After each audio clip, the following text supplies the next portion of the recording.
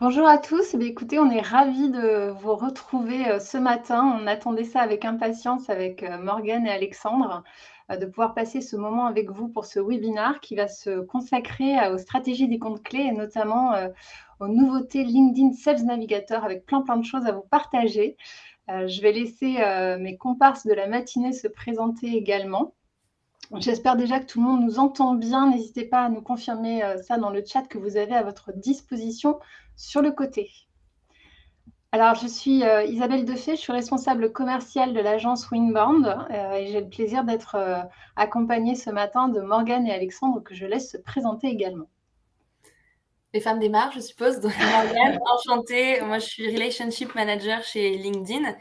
En tant que Relationship Manager, donc j'ai un rôle de compte manager sur les périmètres EMEA pour les SMB et le mid-market. Donc, tout ce qui est petites et moyennes entreprises. Enchantée et ravie d'être là. Bonjour à tous, je suis Alexandre, je suis le directeur marketing d'Agorize. Agorize, c'est un éditeur de logiciels de gestion de l'innovation et d'open innovation. Et on est en plein dedans, si vous me passez l'expression, puisqu'on adresse le segment aux grandes entreprises, donc ce qu'on appelle aussi par ailleurs des comptes clés. Merci à tous les deux. Et Winbound, on est une agence conseil qui va se consacrer à déployer des stratégies d'acquisition, de fidélisation avec des clients principalement B2B et des stratégies omnicanal la plupart du temps. Et on a effectivement un axe important envers les comptes clés. Ce qu'on va voir ce matin, c'est effectivement reprendre les bases un petit peu de ce qu'on appelle les comptes stratégiques, de voir les nouveautés LinkedIn Sales Navigator pour répondre à ces enjeux d'acquisition ou de fidélisation, avec plein de nouveautés ou de rappels, puisque le Smart Link, c'est quelque chose, par exemple, qui existe depuis un petit peu, mais on l'utilise peut-être pas tous, donc on va voir un petit peu en quoi ça consiste. Et puis, plein de nouveautés à vous présenter. On a hâte de vous montrer tout ça parce que ça répond à des enjeux qu'on a tous dans nos métiers. Et vous aurez donc une présentation de la part de Morgane. N'hésitez surtout pas à poser vos questions dans le chat, on les prendra en live et on fera en sorte d'y répondre. Vous aurez le retour d'expérience de la part d'Alexandre qui a la chance de pouvoir se nourrir de beaucoup de retours par rapport à ses équipes. Et puis moi, je répondrai également aux interactions qu'on pourra avoir sur le sujet.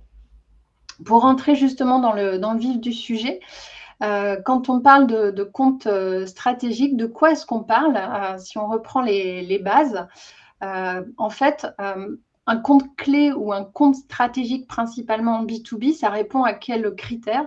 En gros, c'est un compte à fort potentiel, plutôt un fort potentiel de rentabilité. C'est un compte qui va être rémunérateur pour l'entreprise. Parfois, on ne peut avoir que quelques clients et assurer pour autant un CA important. C'est donc des comptes avec des paniers moyens élevés, voire très élevés. Ça peut se compter en millions, par exemple, pour certains comptes. Des comptes avec des cycles de décision longs, voire très longs, voire très longs. Parfois, c'est des décisions qui peuvent se prendre sur plusieurs mois, voire 2 ans. Et avec souvent des parties prenantes, un cercle de décisions très large, beaucoup de parties prenantes, et on se rendra compte qu'on en a même de plus en plus, puisqu'on va avoir un cercle de décision et parfois un cercle de décision élargi, avec des prescripteurs, des influenceurs, voire des détracteurs qu'il ne faudra pas oublier. Et puis, on se retrouve parfois sur ces comptes stratégiques, des comptes clés, voire ce qu'on appelle aussi des comptes coffre-fort, des décideurs qui ne sont pas toujours faciles à atteindre, avec des décideurs qui font peu de recherche en ligne, qui ne seront pas forcément captifs via une stratégie classique de référencement naturel ou d'inbound marketing. Ça ne veut pas dire qu'on enlève complètement ces stratégies. Elles sont nécessaires parce que, en termes de réassurance, une fois l'attention captée, le contact va pouvoir aller se nourrir des informations qui sont disponibles en ligne, mais ce n'est pas par ce biais-là qu'on va forcément les capter au départ. Donc ça nous donne un peu un schéma de ce qu'on appelle un compte stratégique ou un compte clé en B2B. Je crois qu'on a déjà un petit sondage de la part de Roxane qui va nous le mettre en ligne, donc n'hésitez pas à y répondre lorsqu'il va s'afficher.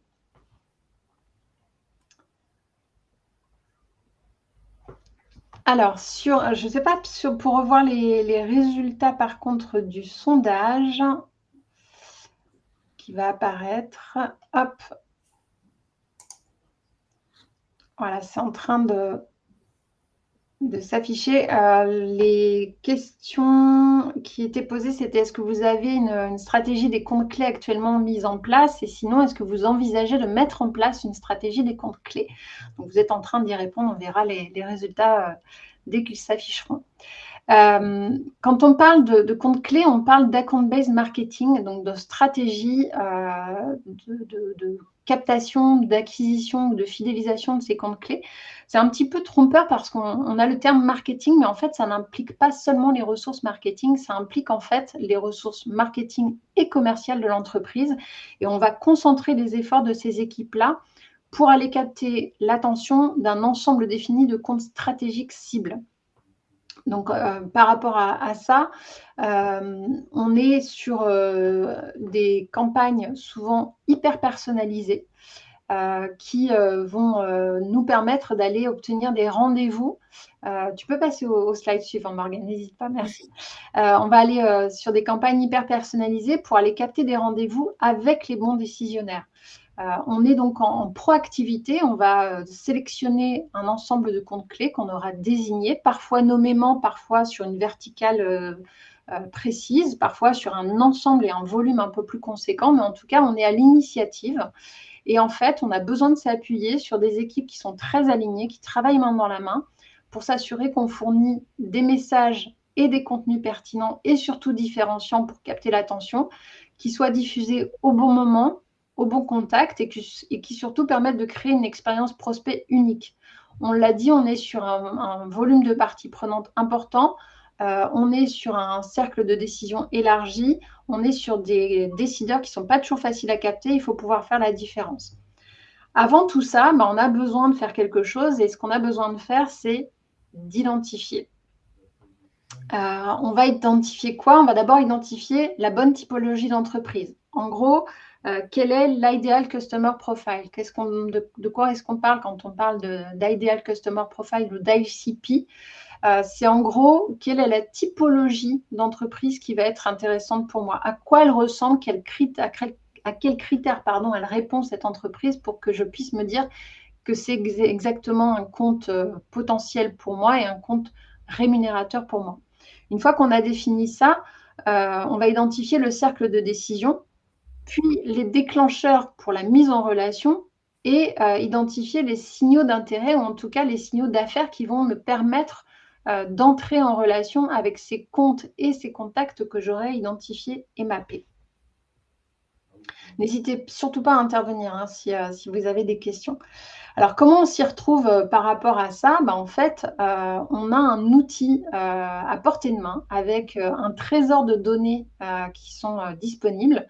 Et en l'occurrence, LinkedIn, c'est un booster pour prospecter ses comptes clés et pour renforcer sa notoriété auprès des décideurs, des prescripteurs. Et on aurait pu ajouter même de travailler sur ceux qui sont les moins favorables, qu'on pourrait appeler des détracteurs. On a aussi la possibilité d'aller changer un peu la donne. Alors, comment on fait pour s'y retrouver facilement au cœur de tout ça? Et on l'a dit, il y a énormément de données, il y a énormément d'informations. LinkedIn est devenu un centre de contenu, de partage de contenu, de partage d'expertise. Il y a beaucoup, beaucoup d'infos. Donc, on a besoin de s'y retrouver. Et pour ça, on a une super boussole et c'est Morgane. Donc, enchantée pour ceux que je n'avais pas vu avant et que je n'ai pas, qui je n'ai pas pu me présenter. Je crois qu'on a un nouveau sondage à partager. Un nouveau sondage, effectivement. La question étant, est-ce que vous utilisez LinkedIn au quotidien pour votre prospection? Donc, on vous laissera y répondre. Sur le côté, vous avez la petite partie sondage. Comme l'a dit Isabelle, on s'est focus sur plusieurs fonctionnalités qui ne sont pas forcément les plus récentes. Alors pour le coup, SmartLinks n'est pas la plus récente, mais les autres oui. Mais qui en tout cas pour nous sont un réel atout sur cette stratégie marketing et commerciale. Et c'est pour ça qu'on a souhaité les mettre en avant. Ce que je vais faire, c'est que je vais vous les présenter déjà et présenter la stratégie globale. Et ensuite, je vous partagerai mon écran avec les différentes fonctionnalités. Et je le ferai avec vous directement sur la plateforme pour aller un peu plus loin dans le détail. Le premier élément qu'on voulait partager, c'est ma fonctionnalité préférée, c'est le SmartLinks. Le Smart Links, qu'est-ce que c'est? C'est un outil qui vous permet justement de lier le marketing et le commercial. Parce que ce qu'on voit aujourd'hui, c'est que les rôles du marketing et le rôle du commercial, ils sont de plus en plus liés. Il y a beaucoup d'entreprises qui travaillent énormément sur l'alignement justement de ces deux fonctions et le rôle du commercial est devenu de plus en plus fort sur cette partie marketing, mais sur cette partie aussi communication, mise en avant de l'entreprise, ambassadeur de l'entreprise. Et ce Smart Links, il sert à tout ça. Il sert à vraiment responsabiliser le commercial face à son rôle d'ambassadeur dans une entreprise et aussi son rôle de tracking de data. Parce que ce qui est le plus important, et on le dit toujours, c'est la donnée. La donnée, c'est la clé pour tout bon commercial, pour prioriser, identifier, challenger, faire en sorte d'utiliser cette data pour aller plus loin. Donc là, vous voyez, il y a des screens de ce que Smart Links, je vais aller plus dans l'outil. Mais l'objectif, c'est de vous montrer comment ça se constitue. Pour ceux qui n'ont pas du tout Sales Navigator, pour ceux qui n'ont pas du tout, qui ne connaissent pas Sales Navigator et qui ne connaissent pas les Smart Links, peut-être déjà revenons à la base. Sales Navigator, c'est une plateforme qui est liée à votre LinkedIn classique, mais qui est dédiée aux forces commerciales et aux forces marketing. Quand je dis qu'elle est dédiée, c'est qu'en fait, c'est un outil vraiment de travail pur. C'est pas un réseau social comme on peut l'appeler. C'est vraiment fait pour vous donner un résumé de l'information et une condensation de l'information liée à votre portefeuille client, à votre concurrence, à votre marché, à votre secteur. C'est vous qui construisez votre Sales Navigator et l'objectif, c'est de vous donner de la data qui soit accurate, c'est-à-dire qui soit à jour, qui soit vraiment utilisable et surtout qui vous concerne, que vous n'ayez pas à regarder sur votre LinkedIn et à scroller pendant des heures pour trouver une information qui soit utilisable. Et donc, le Smart Link est une de ces fonctionnalités. Donc, le Smart Links, c'est un lien intelligent, comme on l'entend. Ce lien, en fait, simplement, quand vous pouvez le créer en utilisant n'importe quel support. Et c'est ça qui est super, c'est que vous pouvez partager n'importe quel matériel sur n'importe quel média.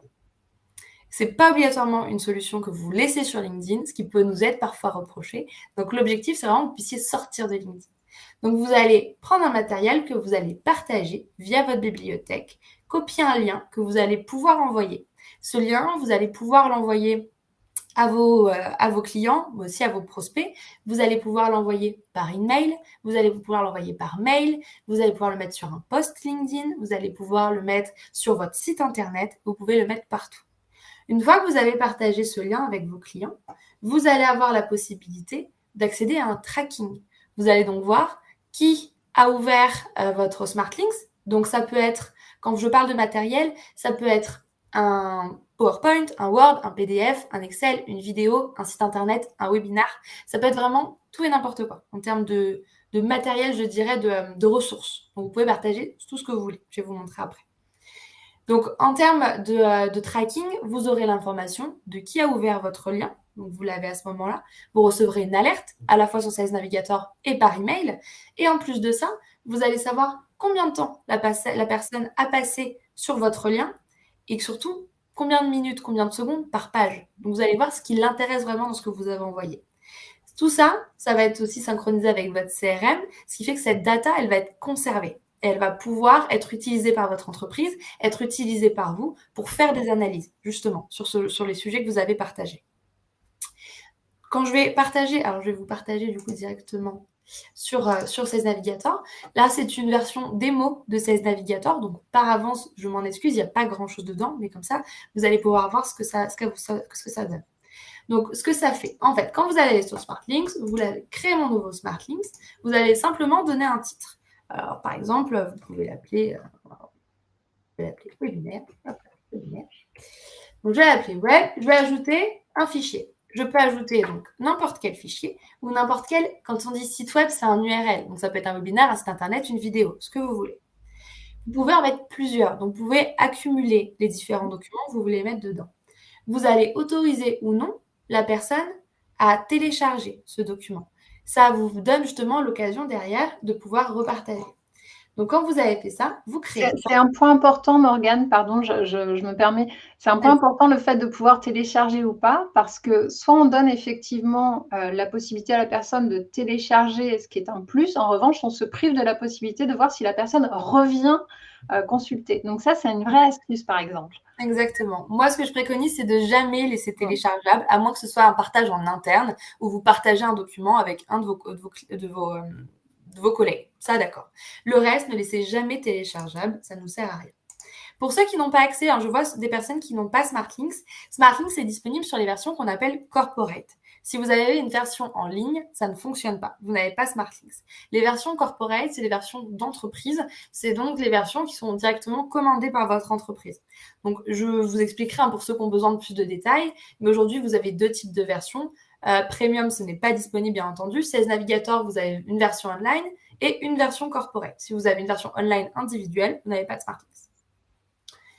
Une fois que vous avez créé votre SmartLink, ça vous prend vraiment 10 secondes, on l'a fait ensemble, vous aurez du coup ce SmartLink directement créé dans votre portefeuille. Quand vous allez la regarder, vous avez l'aperçu. Voilà ce que ça va donner pour les personnes qui vont le regarder. Donc, les personnes qui vont aller sur votre SmartLink, elles auront cette information, votre nom, votre prénom, le titre de votre SmartLink et toute la présentation directement faite. Ce qui est aussi très bien pour les personnes, notamment pour les personnes qui sont assez focus sur la sécurité, c'est que vous avez toutes les politiques de confidentialité qui sont marquées. C'est RGPD, c'est-à-dire que tout ce que vous mettez sur votre SmartLink est protégé par la législation RGPD. Vous pouvez partager ce que vous voulez, ça vous appartient, bien sûr, et ça reste dans votre bibliothèque, ce n'est consultable que par vous et par les personnes avec qui vous partagez le lien, bien entendu. Donc, pour le partager, vous copiez le lien et vous le mettez où vous voulez. Moi, la façon dont je le fais, c'est que je le mets généralement dans un mail classique ou dans un post LinkedIn. C'est le maximum que je fais. Des fois, je le mets dans un email, mais c'est quand même rare parce que dans l'email, pour l'instant, ça ne se fond pas dans un lien. Ce qui va arriver plus tard dans les nouvelles fonctionnalités, mais pour l'instant, ça ne se fond pas. Donc, pour l'instant, c'est par mail. Donc, je vais le copier et je vais le mettre où je veux. Par exemple, si je veux aller le mettre sur LinkedIn directement et que je veux créer un post, donc je vais vouloir créer un post sur mon LinkedIn, je vais coller mon SmartLinks. Ça va me créer un post directement avec le lien du SmartLinks. Et dès que quelqu'un va cliquer sur mon post, je vais avoir l'information. Donc, ça me fait aussi de la génération de prospects sans même que j'ai à faire quoi que ce soit. Parce que quand vous avez Sales Navigator, vous avez accès à tout le réseau LinkedIn et donc vos posts touchent tout le monde. Donc, plus vous publiez, plus vous êtes impactant avec l'algorithme. Et si vous mettez des SmartLinks, vous verrez qui a cliqué sur votre publication. Et une fois que vous avez fait ça, vous allez avoir toute l'analyse. Je ne peux pas vous la montrer là, bien sûr, protégée par RGPD, mais vous aurez toute l'analyse de qui a regardé ce SmartLinks, à quel moment, qui l'a ouvert. Moi, ce que je trouve très pratique, c'est surtout que dès que quelqu'un, par exemple, on parle beaucoup de multitrading, donc le fait d'aller chercher plusieurs personnes, plusieurs décisionnaires au sein d'une société. Les études aujourd'hui de LinkedIn, on a un State of Sales qui est publié tous les ans. Et sur la France, il montre qu'en moyenne, on demande à connaître 6 à 8 personnes dans l'entreprise, 6 à 8 décideurs sur votre influenceur, sponsor, détracteur, bref, 6 à 8 personnes qui vont influencer un deal. Sur certains business, on est à 14. Donc, c'est vraiment important et des fois, on n'identifie pas tout le monde. Et en fait, il s'avère qu'on lance un business et on se retrouve bloqué au dernier moment, au dernier sujet, parce qu'il y a une personne qu'on n'avait pas vue qui, en fait, n'est pas convaincue. Et donc, grâce à ce SmartLinks, moi, quand si je l'envoie à Isabelle et qu'Isabelle le partage avec Alexandre, même si je ne connais pas Alexandre, je vais avoir une alerte avec son profil LinkedIn et je vais pouvoir aller le contacter pour lui dire, écoute Alexandre, j'ai vu que tu avais regardé ma présentation. Potentiellement, si tu as le temps, si tu veux qu'on partage ensemble quelques informations, on peut se voir pour en discuter. Donc, je vais pouvoir identifier qui est dans mon process de décision pour mes clients et pour mes prospects. Et pour mes clients, je vais pouvoir aussi partager toutes mes propositions financières. Parce qu'un client ou un prospect peut me dire, écoute Morgane, c'est très intéressant ce que tu me dis, mais aujourd'hui, je n'ai pas le budget. Très bien, ça arrive. Donc là, il va me dire, on se recontacte dans 3 mois. 3 mois, on le sait, ça peut vouloir dire 1 semaine, comme ça peut vouloir dire 6 mois. Sauf que je n'en sais rien. Je ne suis pas dans leur société et je ne vais pas l'appeler tous les jours. Donc, l'objectif pour moi, ça va être bien sûr de regarder les alertes sur Sales Navigator pour identifier le bon moment. Mais ça va être surtout quand il va cliquer sur le SmartLinks une nouvelle fois, que ce soit dans 2 mois, 6 mois, 1 an, 2 ans, je recevrai l'alerte. Et je sais que c'est le bon moment. Je sais qu'il est en train de refaire un benchmark sur les solutions et que c'est le bon moment pour l'appeler. D'où le lien avec le fait de dire de ne pas proposer le téléchargement, parce qu'effectivement, ça prive de cette donnée-là. Je crois, Alexandre, que toi, tu parles de la capacité via cet outil-là à donner un pouvoir marketing au commercial.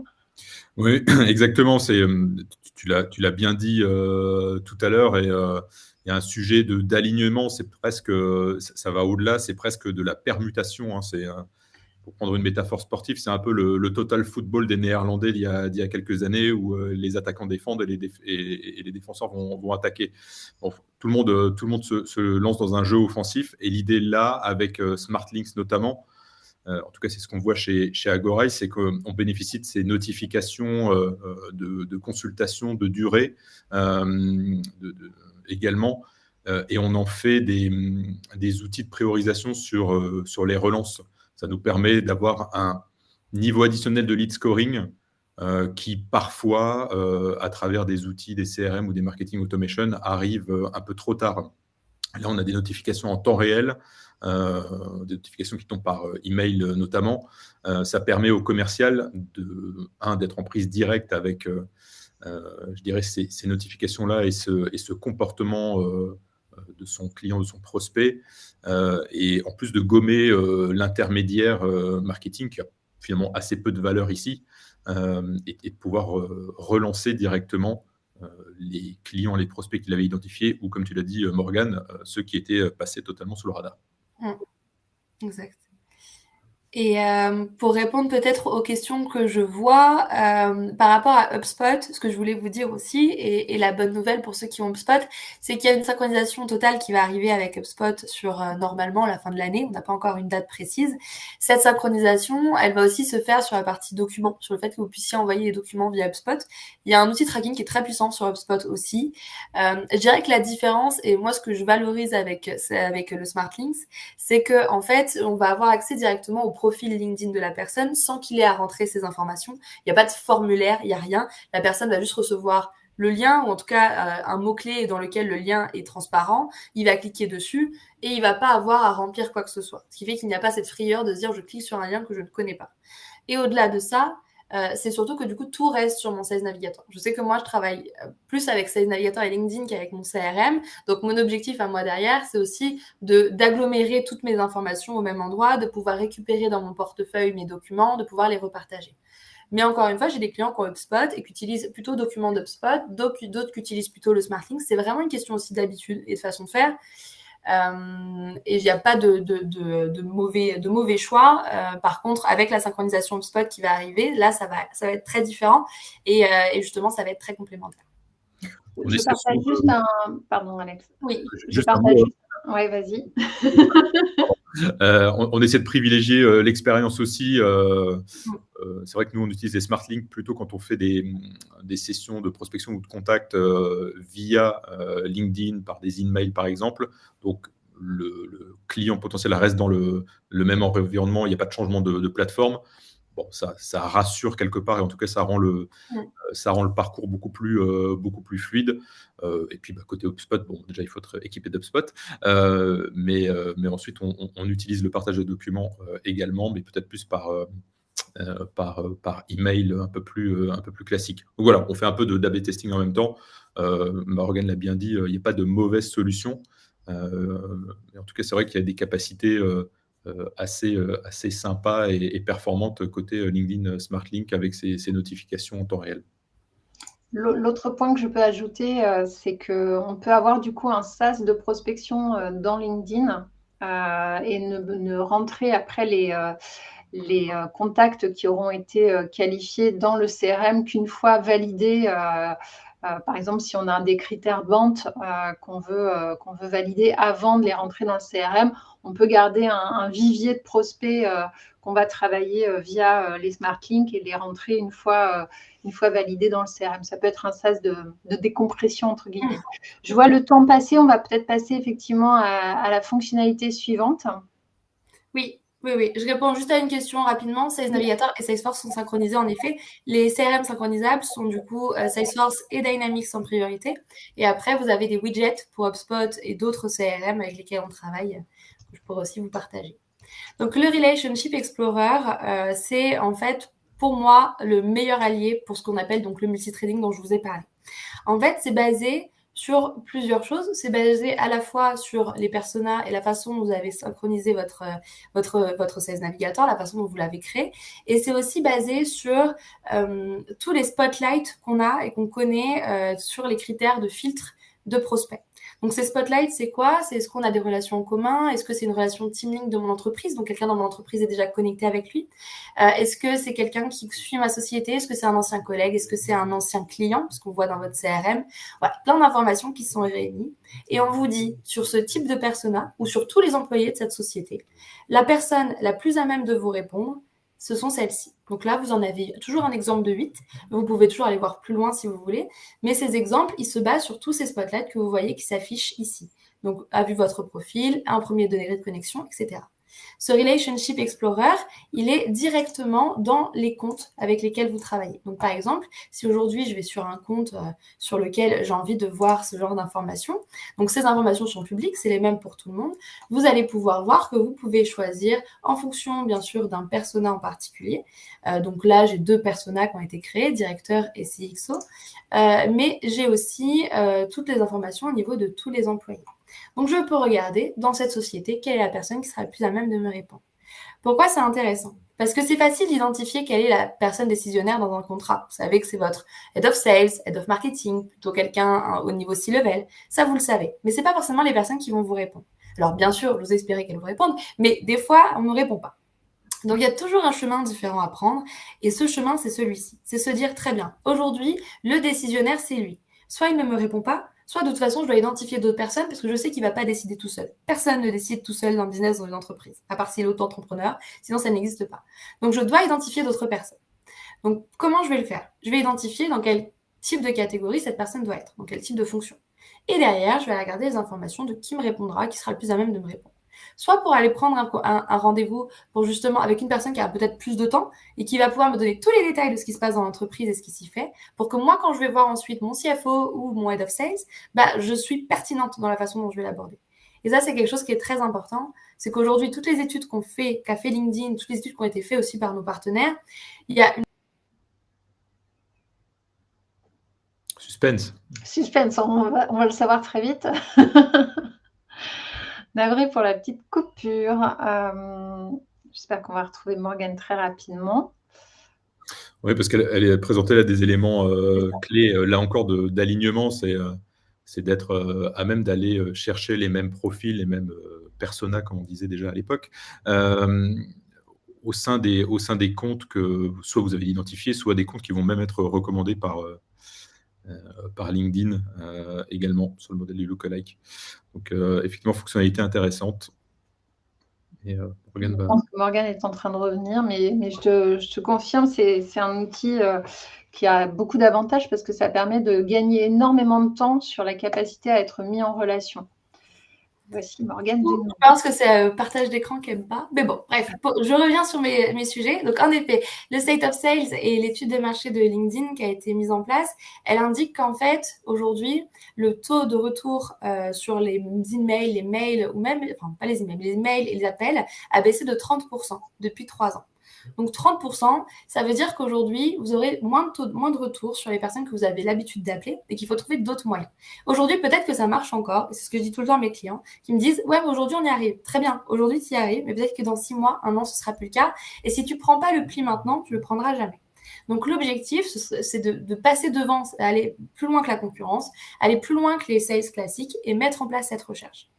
Donc, on va la regarder, identifier les bonnes personnes, identifier les bons axes, parce que des fois, on va aussi se dire, cette personne, par exemple, est peut-être pas forcément très active sur LinkedIn. Donc, peut-être que je vais pas la contacter ou peut-être pas par email.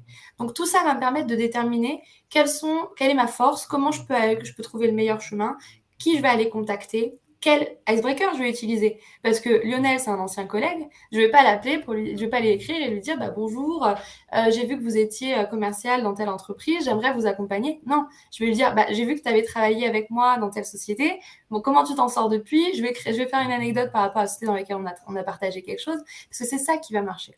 C'est créer de l'empathie, créer du contact. Aujourd'hui, c'est à ça que les gens répondent. C'est plus à... Bien sûr, s'il y a un besoin, forcément, les gens vont répondre beaucoup plus facilement. Mais si tu veux créer un besoin, il faut déjà créer une relation. Et c'est tout ce qui a changé. C'est qu'aujourd'hui, l'ordre des choses dans le business, c'est plus la même. C'est plus on contacte quelqu'un, on parle business, on gagne un deal. C'est plus on va créer une relation tout au long du sujet. Ensuite, grâce à cette relation, on va commencer à parler du business. Et sur ce business, on va réussir à créer après un sujet, puis accompagner la personne. On ne va plus dans le sens inverse. Donc, cette étude LinkedIn est gratuite, elle est sur Internet. Vous pouvez taper State of Sales 2022 France et vous aurez accès directement à la téléchargeant. Donc, n'hésitez pas à y aller. Donc, ça, c'est pour la partie explorateur de relations. Ensuite, grâce à l'explorateur de relations, on a toute une partie aussi qui est dédiée à le compte mapping, la cartographie. La cartographie, je ne vais pas vous la partager puisque aujourd'hui, elle est ce qu'elle est, mais elle va changer. Et ça, c'est top parce que moi, la cartographie, je trouve ça hyper important pour montrer et partager déjà notre connaissance au niveau du groupe, pour montrer justement qu'on est conscient du monde avec lequel on travaille, qu'on a bien identifié les bons décisionnaires, la partager avec notre manager, l'indiquer dans mon CRM. Bref, tout ça va être vraiment mis en place dans les mois à venir. On va pouvoir créer des liens hiérarchiques, des liens opérationnels, des liens organisationnels, de l'influence, peut-être des détracteurs. On va pouvoir indiquer tout ça. Donc, l'objectif, ça va être vraiment de pouvoir paramétrer un compte, le partager en interne et que tout le monde ait connaissance de ce compte. Et quand on est manager, c'est aussi une mine d'or parce que derrière, si on n'est pas capable si on a par exemple quelqu'un de notre équipe qui s'en va, on va pas pouvoir garder cette compte mapping puisque souvent les gens partent avec ces informations. C'est pas forcément mis à jour non plus tous les mois, alors que ce sera le cas avec ces navigateurs. Vous aurez les alertes quand la personne s'en va, quand la personne arrive, quand elle a un changement de poste, quand elle est promue. Bref, toutes ces informations, vous les aurez. Et vous aurez cet compte mapping synchronisé avec votre CRM, ce qui fait que même si la personne s'en va, cet compte mapping appartient à la société. Et ce sont des éléments en plus des signaux d'affaires, c'est-à-dire que par exemple les changements de poste ou les départs ou arrivées, c'est des moyens aussi d'entrer en contact. Donc c'est intéressant d'avoir ces informations-là. Ça, c'est une primeur que tu nous as réservée parce que c'est pas encore effectivement lancé, mais sachez que ça arrive bientôt et que ça va être un vrai plus par rapport au mapping de compte. Complètement.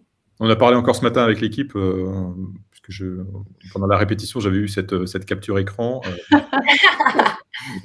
J'ai un petit peu vendu la mèche et on était tous très enthousiastes à l'idée de voir ça live. Voilà. Ça va vraiment être top. Et puis en plus, vous allez pouvoir ajouter des notes directement. Enfin, voilà, les insights sont directement marqués. Alors, vous voyez peut-être pas trop, mais les insights vont être directement marqués en dessous. Tout va être vraiment beaucoup plus pratique. On n'aura pas d'excuses pour pas faire de compte mapping. Donc là, maintenant, il va falloir y aller. Donc ça, c'était un point important que je voulais vous partager. Et le dernier point qui est pour moi primordial, c'est le point des personas. Les personas, c'est une nouvelle fonctionnalité qui a été créée il y a quelques mois, je dirais en décembre dernier. Ce persona, ça a 2 objectifs. Identifier les décisionnaires et vous donner, nous, les bons insights, les bonnes informations sur Sales Navigator. Pourquoi ? Parce qu'en fait, Sales Navigator, c'est un algorithme. LinkedIn, c'est un algorithme. Si vous leur donnez pas les bonnes infos, si tu leur donnes pas de data, les informations qu'ils te donnent sont pas précises. Elles sont pas dédiées à ta personne. Alors que l'objectif, c'est vraiment d'avoir quelque chose, une licence qui soit dédiée à votre business, dédiée à vos intentions. Donc, pour vous donner les bonnes infos, il faut que vous donnez les bonnes. Donc, pour ça, vous allez créer un persona, c'est-à-dire un profil type de personne que vous adressez. Il y a plusieurs cas d'usage. Par exemple, vous allez créer vos décisionnaires. L'objectif, ça va être d'identifier le bon décisionnaire. Vous allez aussi pouvoir créer les personas si vous êtes une entreprise de SaaS, par exemple, vous vendez un logiciel comme moi je vends des licences Sales Navigator. Donc, mon objectif, c'est de comprendre et de connaître dans chacune des organisations avec lesquelles je peux potentiellement travailler combien de sales et de personnes dans le marketing ils ont. Plus ils en ont, plus c'est intéressant pour moi. Mais derrière aussi, ce que je veux savoir, c'est la croissance sur ce persona. Parce que si aujourd'hui, il a 1200 sales, mais qu'il a aussi 1200 licences, très bien. Mais s'il recrute de 10% par an, c'est top. S'il recrute plus depuis 3 ans, bon, je sais très bien que ça va pas forcément pour moi être très avantageux. Donc, mon objectif, c'est vraiment de comprendre quels sont les comportements de mes personas chez mes clients, chez mes prospects. Et donc ça, je le retrouve dans plein d'informations. Vous allez le voir, vous l'avez. Donc ça, c'est la façon dont on crée les personnages, je vais vous montrer. Vous l'avez aussi directement sur la page du compte avec les listes qui sont directement créées. En fait, vous n'avez plus rien à faire. C'est simple. C'est le navigateur, il fait le travail à votre place. Donc, on fait ça, c'est mon chouchou, ça. C'est parce qu'il y a plus rien à faire. Bon, on est tous pareils, on est tous un peu feignants. Faire les listes, c'est pas toujours le meilleur moment de notre vie. Donc, l'objectif, c'est on y va. Bon, on a tout mappé. Pour le Relationship Explorer, c'est pareil. On sélectionne le bon persona. On va sur le bon persona. On choisit et c'est bon. Et derrière, le Growth Insight, c'est la croissance. Donc, la croissance sur les 3 derniers mois de ce persona. Et donc, vous pouvez en créer jusqu'à 5. Donc, vous pouvez vraiment aller loin dans le détail que vous voulez donner. Et qu'est-ce que ça donne, une création de persona?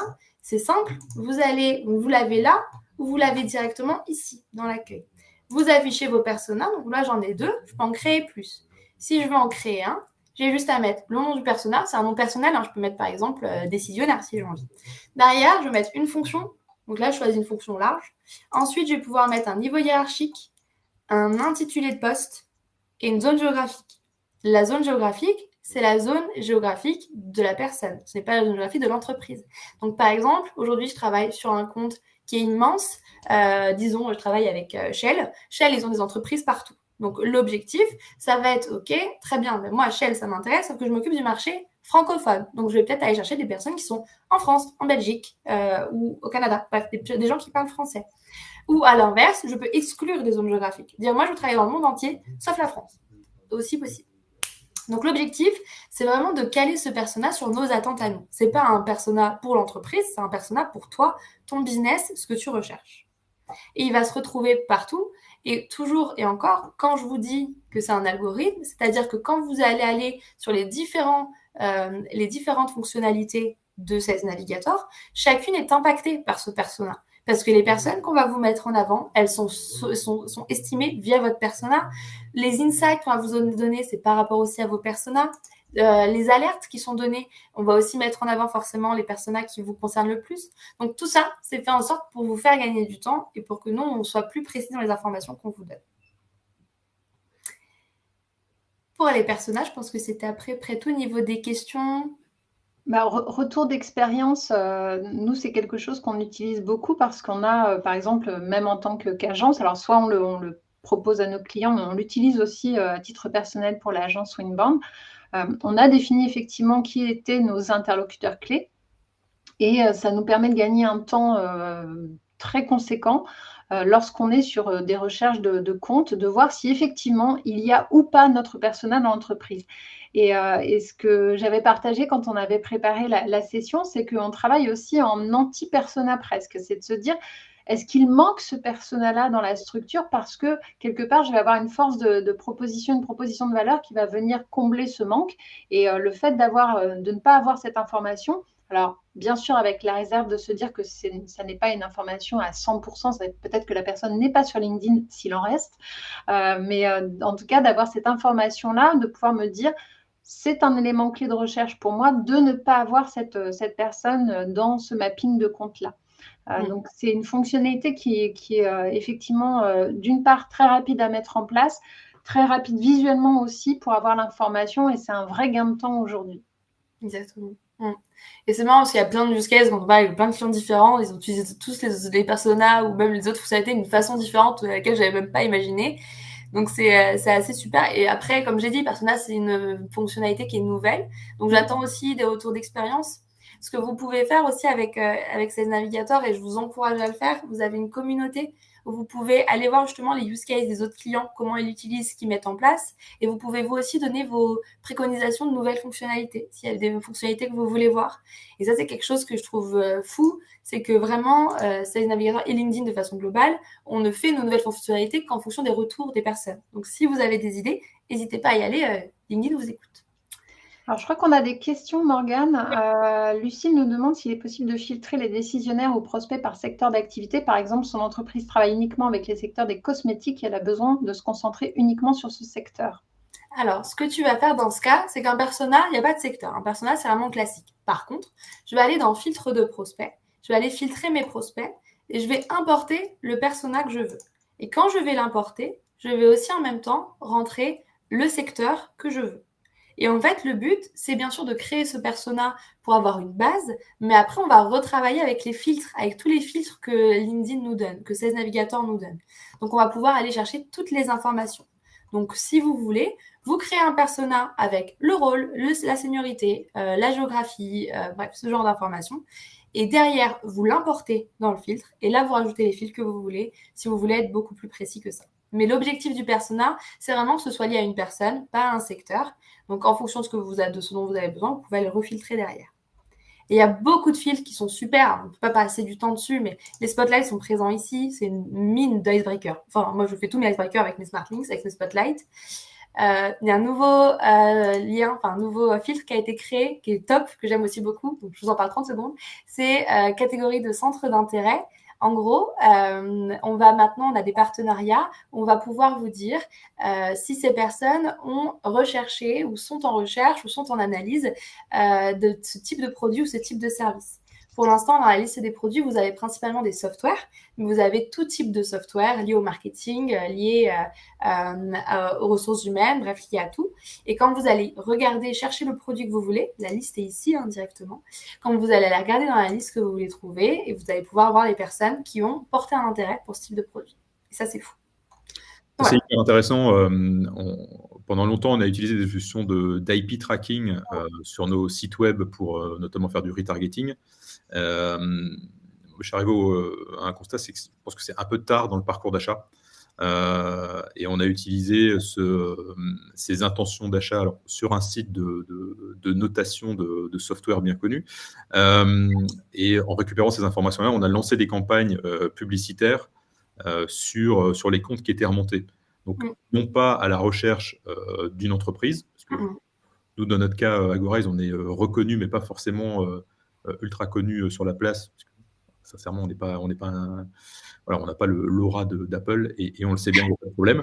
On assume. Ce que je veux dire par là, c'est que ça nous permet d'aller cibler beaucoup plus précisément sur une intention d'équipement, sur un besoin finalement, plus que sur une marque en elle-même.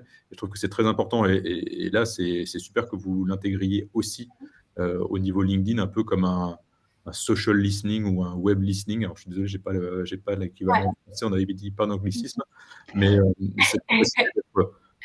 de mettre un peu le réseau sur écoute et de capter ces signaux pour mieux y répondre et surtout y répondre tôt pour conseiller et influencer la décision, c'est clé évidemment dans le parcours B2B. Ouais, je pense, c'est tout le process d'amélioration qui a été fait sur Sales Navigator ces 6 derniers mois. Il y a eu beaucoup de changements, beaucoup de nouvelles fonctionnalités. Pour repréciser par rapport aux questions, les fonctionnalités que je montre, elles sont accessibles aussi sur les licences online, sauf SmartLinks, ce qu'il faut savoir. Donc, ces fonctionnalités, elles arrivent parce qu'en fait, il y a eu donc LinkedIn a fait beaucoup de partenariats, a fait beaucoup d'investissements sur des bases de données, sur des recherches un peu plus précises. Même si LinkedIn reste la base de données la plus grande du monde et la plus riche, nous aussi, on s'accompagne et on essaye de trouver d'autres façons d'apporter de l'intelligence à notre plateforme. Et c'est de ce fait-là aussi qu'a été créé le buyer intent. Alors, c'est l'intention d'achat dont on va parler. Ce buyer intent, en fait, c'est pour moi, une des choses les plus riches à utiliser quand on est sur Sales Navigator, c'est toutes les informations qu'on a sur l'acheteur et sur le compte d'acheteur, donc sur le compte et sur les personnes, et de l'intérêt qu'il montre pour vous. Et quand je dis intérêt qu'il montre pour vous, ce qui est intéressant avec LinkedIn, c'est que vous avez bien sûr intérêt pour le produit et pour le service, mais vous avez aussi intérêt pour les personnes, pour l'entreprise, la façon dont elle peut démarcher, comment elle travaille. Vous avez plein d'informations qui vous sont mises en avant. Elles vous sont mises en avant dans ce tableau-là et dans les filtres que vous pouvez utiliser. Le tableau, donc c'est un tableau et un algorithme qui a été créé en novembre dernier qui utilise 80 critères à l'intérieur de LinkedIn, mais aussi en dehors de LinkedIn. On va pouvoir voir si ces personnes sont allées consulter votre profil, si elles sont allées répondre à vos emails. Donc quand je dis à vos emails, c'est soit de vous, soit de votre entreprise sur laquelle vous êtes bien sûr tagué sur LinkedIn. Ça va être aussi, est-ce que cette personne recherche ou a recherché des produits, des services équivalents aux vôtres? Est-ce qu'elle travaille avec des concurrents? Est-ce qu'elle est beaucoup connectée avec des gens de votre entreprise? Est-ce que potentiellement elle a déjà ouvert une campagne marketing que vous avez lancée? On va avoir plein d'informations qui vont être réunies du coup sur ce tableau de bord et qui vont être après directement données sur les listes de comptes et sur les comptes. Donc quand vous allez sur un compte, sur Sales Navigator, vous avez cette information-là sur les licences en ligne et sur les licences corporate. Donc vous avez cette information de l'intention d'achat au niveau du compte et de l'intention d'achat au niveau de l'acheteur. Quand ce sont des informations qui sont protégées par RGPD, on ne vous donne pas le nom et le prénom, forcément. Si par exemple, il a ouvert une campagne marketing, c'est protégé par RGPD. Donc on va vous mettre son rôle, le pays où il travaille ou la ville où il travaille, et on va vous le mettre dans une liste. Vous allez pouvoir aller le chercher directement dans la liste. Donc vous allez le trouver, on est bien d'accord. Mais on n'a pas le droit de vous donner son nom et son prénom. Si c'est une version un peu publique, par exemple, il a répondu à un email, il a publié sur LinkedIn, il a suivi votre entreprise, là, pour le coup, c'est public. Donc, on va pouvoir vous donner le nom, le prénom et vous n'aurez plus qu'à le contacter. Donc, l'objectif, c'est pour vous de prioriser les entreprises. Donc, prioriser pourquoi? Parce qu'on va aller regarder, par exemple, dans tous les comptes que vous avez sauvegardés. Donc, ça, c'est les comptes avec lesquels vous travaillez ou que vous souhaitez travailler. On va vous donner la liste, elle est mise à jour toutes les 24 heures. Toutes les 24 heures, on va vous dire l'intention d'achat est élevée, elle est négative, parce qu'elle peut être négative, on a parlé des détracteurs. Quelqu'un qui refuse tout le temps vos emails ou qui a justement des problèmes avec l'entreprise, ça sera comme négatif. Quelqu'un avec qui vous avez perdu toutes vos opportunités les 20 dernières années, on va le mettre en négatif, parce qu'au bout d'un moment, il faut s'avouer vaincu. Donc, on va quand même vous mettre une petite liste qui est mise à jour toutes les 24 heures sur vos listes de comptes. Ça, c'est important, vous allez pouvoir prioriser la gestion de vos comptes et aussi prendre la personne qui est la plus à même de vous répondre dans ce compte. Celle qui a le plus d'actions envers vous, celle qui est typiquement votre persona. Bref, on va vous la mettre en avant. Et derrière, vous avez une autre liste sur les découvrir de nouveaux comptes. Et ça, c'est vraiment une mine d'or pour les sales développeurs ou pour ceux qui vont aller faire de la prospection et même pour le marketing, parce que ça peut aussi définir la prochaine campagne de campagne marketing. Se dire, OK, mais ceux-là, on ne les connaît pas, on ne leur a jamais parlé, il n'y a personne dans la société qui est connecté avec, il y a un problème. Mais eux, pour le coup, ont montré un intérêt pour nous. Donc, soit c'est des petites sociétés qu'on n'avait pas encore identifiées, où on se dit, bon, ils ne sont pas encore au bon niveau de croissance et qui, en fait, explosent ces derniers temps. Soit c'est des entreprises qui viennent d'être créées, soit c'est des entreprises qui viennent d'ouvrir un marché en France mais qui avant étaient à l'étranger. Ça peut être tout et n'importe quoi. Soit nos sales, ils ne sont pas assez nombreux, on n'a pas pu tout voir. Donc l'objectif, c'est de vous montrer vraiment cette liste, de découvrir de nouveaux comptes et d'aller regarder cette liste. Et donc c'est un bon point pour le marketing et c'est un très bon point pour le commerce. Je sais que Isabelle, toi tu l'utilises pour le coup, le buyer intent. Oui, parce que ça nous permet effectivement, comme tu le disais, de détecter de la pertinence sur un compte ou des intérêts, des signaux d'affaires en fait qui viennent soit confirmer ce qu'on avait déjà identifié, soit de découvrir complètement des opportunités inattendues parfois. Et on le préconise aussi à nos clients qui sont équipés de ces versions-là de LinkedIn Sales Navigator parce que c'est un vrai plus, toujours dans cette nécessité de gain de temps. On sait qu'on est dans un climat et on ne va pas se le cacher un peu plus tendu quand même, et que il faut que les forces, que ce soit les forces marketing ou les forces commerciales, se consacrent aux comptes les plus rémunérateurs et qu'elles gagnent du temps sur cette phase de décision. Et mieux on sera équipé de données clés et pertinentes et de vraies clés d'entrée aussi, c'est-à-dire qu'on arrive avec la conviction qu'on a les bonnes informations tout de suite et on ne perd pas de temps à aller frapper à toutes les portes en espérant que sur un malentendu, ça ouvre. C'est ça. Et ça vous permet aussi de préparer aussi les rendez-vous. Il n'y a pas que dans la partie connexion, il y a aussi préparation de rendez-vous. Je pense que c'est un point super important, c'est qu'aujourd'hui, un rendez-vous, ça se prépare bien, parce qu'on a de moins en moins de retours, mais on a aussi de moins en moins de temps accordé, de moins en moins d'espace de cerveau à donner. Donc, l'objectif, c'est d'être hyper pertinent dans la façon dont on va aller aborder les personnes. Et pour ça, pour préparer, c'est super, parce que vous allez voir les personnes qui comportent un intérêt, comment elles agissent, les fonctionnements, voir les attitudes des personnes, c'est top. Pouvoir aller contacter les bonnes personnes, les identifier au bon moment. Enfin, le business, c'est aussi une question de chance et la chance, c'est surtout de tomber au bon moment. Et ça vous permet de tomber sur le bon moment. Par rapport aux questions, Buyer Intent est dispo sur toutes les versions, même les versions en ligne. Alors peut-être que sur les versions en ligne, c'est un peu plus long à arriver. En tout cas, sur les versions, toutes les versions Sales Navigator Corporate, elles sont arrivées. Il y a un filtre permettant de renseigner vos concurrents. Alors les concurrents, vous pouvez ajouter une liste de comptes avec vos concurrents directement, comme ça on les identifie. Sinon on voit aussi en fonction de votre positionnement sur la page entreprise. Donc nous on va définir en analysant votre site internet, en analysant votre page entreprise, la zone de concurrence dans laquelle vous êtes. Donc on va définir des concurrents par rapport à ça. C'est vraiment l'intelligence artificielle de Salesnav qui va travailler là-dessus. Donc on n'a pas besoin que vous nous donniez l'information. Effectivement, ce que tu précisais, c'est que c'est quand même 80 critères. C'est extrêmement riche et très affiné. Donc, on va très loin dans les éléments qu'on peut aller définir aujourd'hui par rapport à cet outil. C'est ça. Je crois qu'on avait un nouveau sondage à vous proposer qui portait cette fois-ci sur les fonctionnalités justement et quelles sont... Alors, quelle est la fonctionnalité ou quelles sont les fonctionnalités qui sont les plus intéressantes pour vous dans votre business aujourd'hui? et qui vous apporte un plus. On vous partage, alors je ne sais pas s'il reste encore des questions auxquelles on n'aurait pas répondu. Dans quel forfait Sales Navigator est-ce qu'on peut avoir accès à toutes ces fonctionnalités? Est-ce que c'est accessible pour une seule licence? Alors, la meilleure, je veux dire que la meilleure licence, c'est bien sûr Sales Navigator Corporate.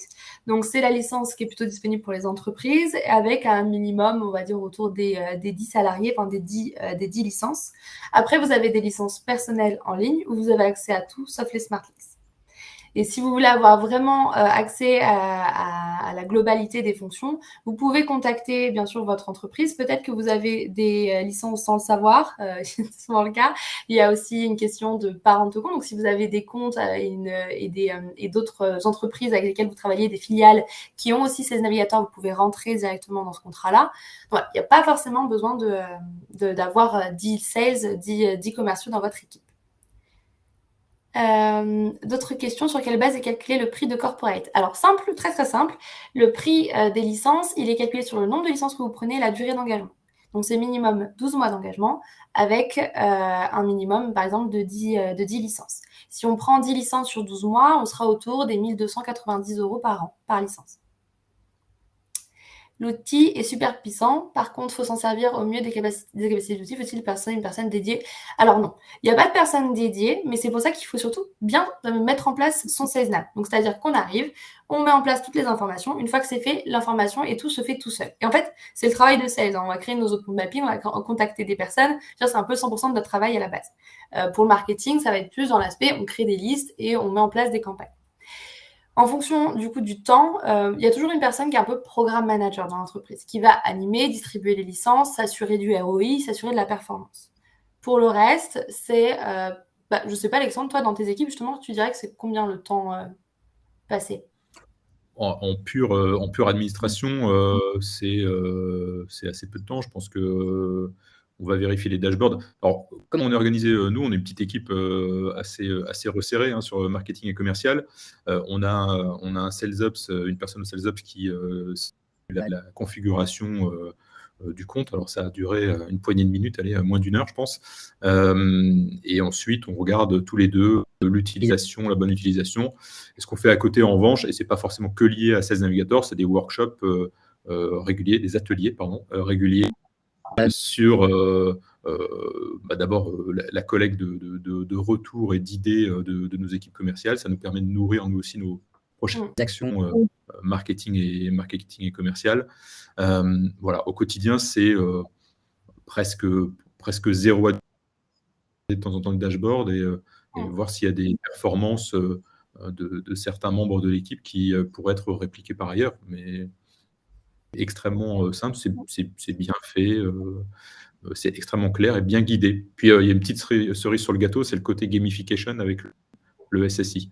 Je sais qu'on est là très court sur la montre, pour en reparler une autre fois, mais le Social Selling Index, qui est le score un petit peu d'engagement commercial via LinkedIn, ça permet quand même d'animer les équipes commerciales d'une manière assez sympathique. Pour ceux qui veulent le voir, vous l'avez quand vous cliquez sur votre photo, ici sur Sales Navigator, vous avez votre Social Selling Index qui est là. Et en effet, c'est une belle façon de faire travailler un petit peu tout le monde et de faire en sorte d'avoir une petite compétition. Et j'ajouterais aussi que quand vous avez un contrat corporate, et c'est toute la différence d'un contrat en ligne, c'est que vous avez un accompagnement de LinkedIn. Donc moi, par exemple, je suis Relationship Manager, donc mon rôle, c'est aussi d'accompagner, de former les clients, de faire en sorte qu'ils comprennent les fonctionnalités qu'ils ont et comment ils les utilisent, d'onboarder toutes les équipes. Voilà, alors pour le coup, Alexandre, tu as Manu, mais moi, je travaille aussi avec mes autres clients. Et l'objectif, c'est vraiment d'accompagner et de ne pas vous lâcher, bien sûr, même si les fonctionnalités, la prise en main est facile, comme l'a dit Alexandre. Il y a un travail à faire du change management. Et le change management, c'est mon boulot aussi. C'est à moi de le mettre en place avec les équipes. Et bien sûr. Je partage totalement le retour d'expérience d'Alexandre. En fait, tout part d'une bonne préparation et d'une bonne configuration de l'outil au départ. C'est-à-dire d'avoir j'ai tendance à dire assez souvent que l'outil tout seul ne fait rien et qu'en fait, il faut toujours avoir la stratégie en amont, c'est-à-dire de bien se définir humainement ce qu'on veut faire et de s'appuyer sur la technologie et l'outil pour y arriver et parvenir à ses fins de manière beaucoup plus précise, avec un gain de temps et d'efficacité. Donc, si on n'a pas effectivement posé ses objectifs, ses ambitions, par quoi est-ce que ça passe et qu'on n'a pas défini ces points-là en amont, on va paramétrer un petit peu au petit bonheur la chance, l'outil, on n'aura peut-être pas les meilleurs résultats tout de suite. Donc, c'est vraiment de bien passer cette phase de configuration et après d'être en mode d'amélioration continue, de se nourrir aussi du partage d'expériences et de bonnes astuces de l'équipe pour à chaque fois gagner en efficacité. Et j'ajoute que typiquement, chez Winbound, on est formateur également. On est Calliope éligible aux OPCO et on a la capacité d'accompagner. On accompagne beaucoup d'entreprises dans l'appropriation. On en parle un peu dans le takeaway qu'on voulait vous partager. Dans cette appropriation de principes et de concepts marketing par les sales, de leur donner les moyens d'aller un cran plus loin, de se nourrir de la data, et c'est une vraie mine d'or. De se professionnaliser aussi dans ces nouvelles fonctions, de mieux aligner ce que vont faire les équipes marketing et commerciales, d'autant plus quand on va à la conquête ou à la fidélisation de comptes clés qui sont un peu plus challengeants à aller chercher. Donc, on a besoin d'être vraiment aligné et ce type d'outil, il le permet. Et puis, la performance par l'outil, on vient de le dire, c'est que il y a des ambitions, il y a des objectifs, il y a des humains derrière avant tout qui vont conceptualiser les choses et puis après de s'aider de l'outil pour aller vers de la performance. Donc, c'est un point important en tout cas de nous d'accompagnement au changement aussi qu'on promeut et qu'on amène auprès de nos clients parce que c'est... les conditions ont vraiment changé depuis 3 ans, on le sent, et c'est un vrai plus de pouvoir s'aider aujourd'hui de ces éléments-là qui sont à portée de main dans LinkedIn. Encore faut-il avoir le bon chemin pour les trouver. Complètement. Et je rajouterais que je pense que aussi la clé du succès, ce que je vois avec mes clients, c'est quand les managers et toute la partie exécutive de l'entreprise sont inclus dans ce programme-là et prennent ce changement en main et communiquent sur ce changement et travaillent avec des équipes, que ce soit internes à LinkedIn ou justement sur des équipes externes de formation et d'accompagnement qui vont pouvoir leur faire comprendre quels sont les enjeux. Parce qu'aujourd'hui, s'il y a une seule raison pour qu'un programme puisse échouer, quel que soit l'outil, je pense, c'est qu'il n'y ait pas d'exec sponsor, qu'il n'y ait pas d'investissement de la part de l'entreprise en termes de management. L'accompagnement au changement, c'est clé. J'espère qu'on a répondu à peu près à toutes les questions qui étaient posées. Pour terminer, on a le plaisir de vivre un événement bientôt en présentiel et ils sont de plus en plus rares. Donc, on est vraiment très heureux de pouvoir faire venir Morgane depuis Dublin parce que Morgane n'est pas toujours en France. Et on a vraiment le plaisir de vous convier à nous rejoindre à un meet-up qu'on organise prochainement qui aura lieu le 25 mai prochain en soirée, donc à partir de 18h. C'est à côté de la gare Montparnasse à Paris. On vous reçoit à la Maison de la Bretagne et on aura vraiment plaisir à vous retrouver. On aura, je pense, je m'avance un peu, mais peut-être la présence d'Alexandre à nos côtés parce qu'on ne se quitte plus. Mais voilà. On serait vraiment ravis de vous retrouver, de pouvoir échanger, de poursuivre un peu les échanges qu'on a eus aujourd'hui, de répondre à vos questions et d'aller toujours un cran plus loin sur cette notion d'account-based marketing, d'outils type LinkedIn et de capacité à aller à la conquête de ces comptes stratégiques. Voilà, je ne sais pas si on peut avoir les résultats des sondages qu'on a posés. Je crois qu'ils sont toujours en cours, donc ça sera la surprise de pouvoir vous donner les résultats un peu plus tard. J'espère que vous avez passé un aussi bon moment que nous. On a été en tout cas ravis de pouvoir vous partager tous ces éléments ce matin. N'hésitez pas à nous contacter si vous le souhaitez. On vous a mis nos contacts sur le slide suivant. Morgane, je crois que c'est juste après. Voilà, vous avez nos adresses mail si vous voulez nous contacter, n'hésitez pas, ce sera un plaisir d'échanger avec vous. Vous pouvez bien évidemment nous demander en contact sur LinkedIn si on n'est pas déjà connecté. Tu vois, je fais la promo. Et en tout cas, on vous remercie pour votre écoute. Vous avez été nombreux à nous suivre ce matin et c'était un plaisir de passer cette matinée avec vous. Merci beaucoup à tout le monde. Bonne journée. Merci à tous. Merci à tous. Au revoir.